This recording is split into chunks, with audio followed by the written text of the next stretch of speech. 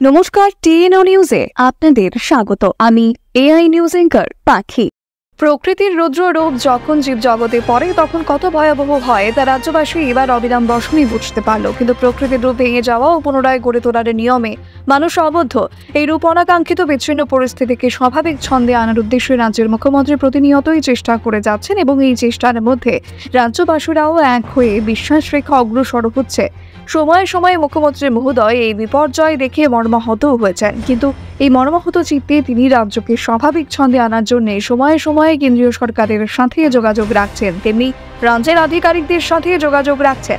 নিজেও জলমগ্ন জায়গায় গিয়ে পরিদর্শন করছেন, ত্রাণ শিবিরে গিয়ে সুবিধা অসুবিধার প্রসঙ্গে আলোচনা করছেন জনগণের সাথে। আকাশপথে বিলোনিয়া মেলাঘর, বিসর্গর, উদয়পুর, চরিলাম, আগরতলার বন্যা কবলিত জায়গায় পরিদর্শন করেন এবং রাজ্যের জনগণদের এই আশ্বাস দিয়েছেন যে রাজ্য সরকার ক্ষতিগ্রস্ত মানুষদের সব ধরনের ব্যবস্থা প্রদান করছে এবং আগামী দিনেও তা করবে। এখনকার মতো সংবাদ এ পর্যন্তই। পরবর্তী নিউজ ও আপডেটস দেখার জন্য অবশ্যই চোখ রাখুন টিএনও নিউজের পর্দায়।